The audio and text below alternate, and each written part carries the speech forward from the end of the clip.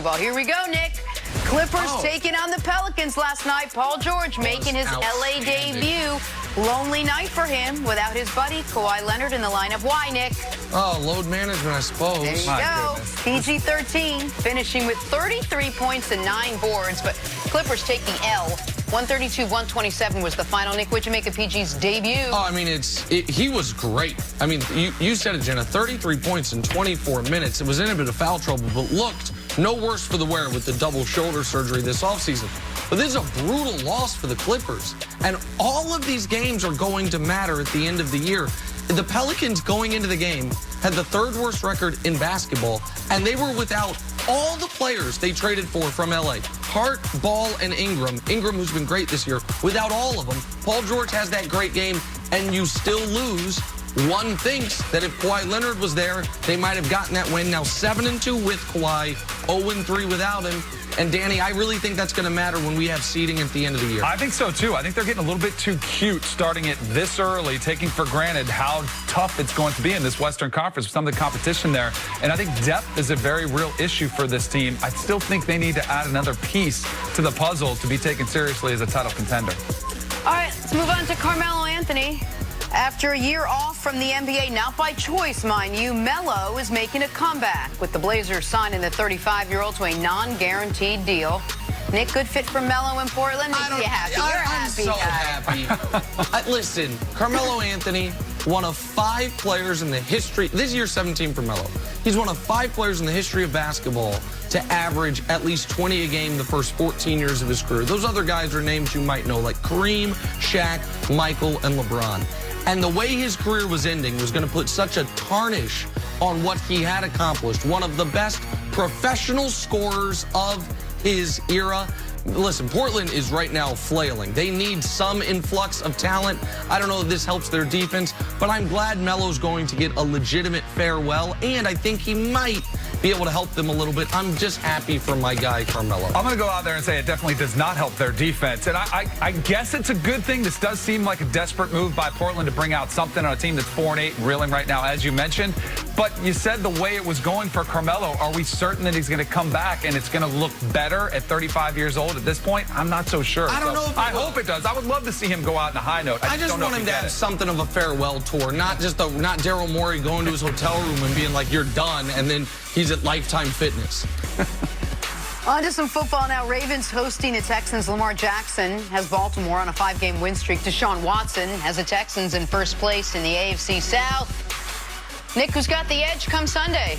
I give it to Baltimore. I think the Texans have the slightly better quarterback, and that's no disrespect to Lamar.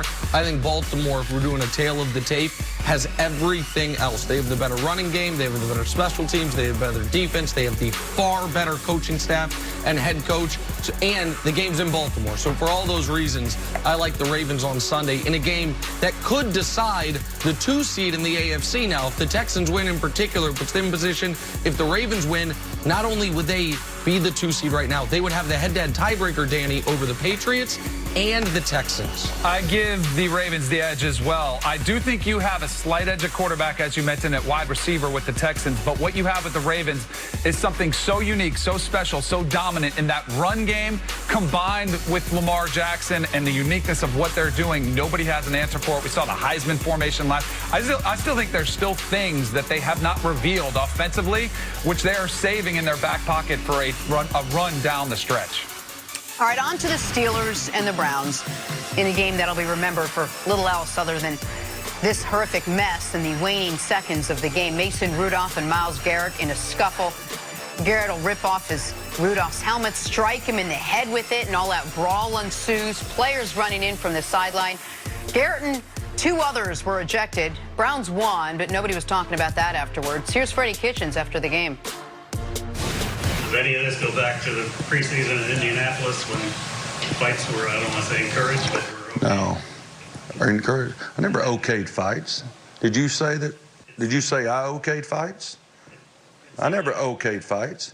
Did I want them to get after their ass? Yes, I did. But that's not fighting. That's not after the whistle. But that's between the whistles, yes. I never condoned fighting on a football field because that's penalties. I don't coach penalties. I don't coach false starts. I don't coach after the whistle grabbing somebody's face mask. I don't coach that.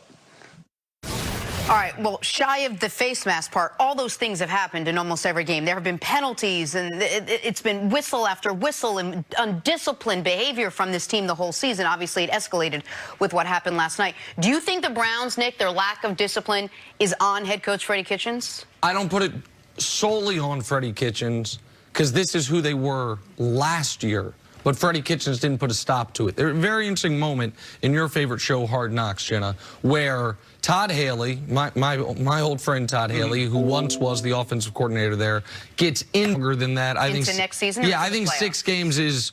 Well, yeah, I mean, I think it'll be a regular season suspension. I think it'll be 6 games. I don't think the Browns are going to make the playoffs at this point, so I don't think they're going to have to worry about that part of it. This is the ugliest example of on-field violence since Albert Haynesworth stomped on Andre Giroud's face. Now, he got 5 games, but that was also 10 years ago. And I feel like if Haynesworth had done that in 2019, he would have gotten 8 games, 12 games, maybe a full season. To me, this wasn't quite as bad as that, but a lot of that is just good fortune for Myles Garrett, and obviously good fortune for Mason Rudolph because he's the victim here. But the reason that I think it's going to be 6 games and no worse is because Mason Rudolph is okay.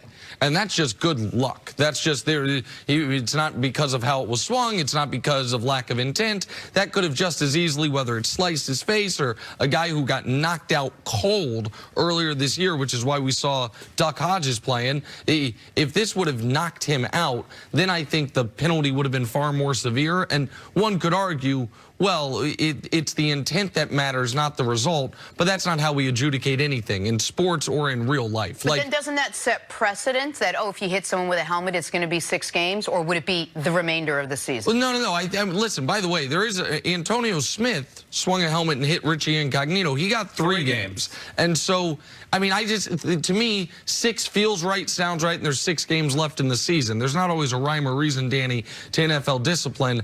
I don't think Myles Garrett will play again for the Cleveland Browns until next year. I think that's too harsh. I really do. I look at this, and I want to come back at you because I want to say, well, what are you going to do with Pouncey then? Because I thought what Pouncey did in defense of his quarterback, goes out there, throws multiple haymakers, not just one swing of the helmet, multiple haymakers and a kick, and then continued punching to get, to defend his quarterback and to get in there and to get in the scrum. So I would say, well, then what are you going to do with Pouncey then on the other side? I think Pouncey misses 2 games. I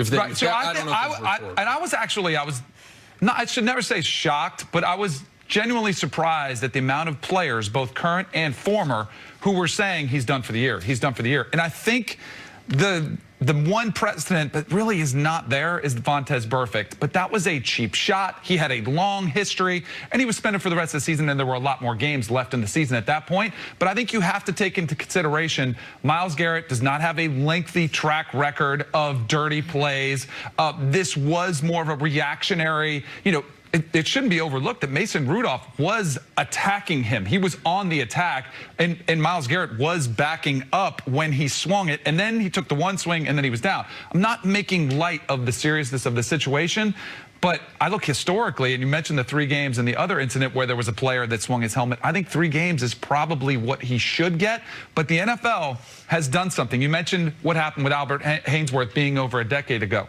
The NFL is more reactionary to the public outcry than ever before because they are concerned about what people think of their product. So that from that perspective, I think he might get 6 games, but I think it's too harsh for what he did on the field. Listen, I think anything Pouncey did is going to be looked at in the prism of a reaction, heat of the moment, a reaction to. Why don't you give the same benefit of the doubt for Garrett? Because Garrett started the whole thing. Because the reason that I think this is worse than Antonio Smith swung his helmet, ripped off Richie Incognito's helmet and swung it at him, hit him in the face, got 3 games. And Antonio Smith and Richie Incognito had been going back and forth all game. Richie Incognito is who he is. Antonio Smith, tough guy too. And it felt like those 2 guys both, their actions led to the moment, if you will. This is vintage 2019 Cleveland Browns in this regard. The game is over. You actually have a good quality win, and Myles Garrett unnecessarily First stupid action or bad action takes Mason Rudolph to the ground after the play when the game's over, or maybe one more play. You don't need to do that. That's the first thing. The second thing is they're on the ground. Mason Rudolph is trying to get his helmet off. He rips Mason's helmet off because he's going to win that. He's going to win that, 10 on 10. That's the second bad action. And then the third one is the one that, again, is why this is a huge deal.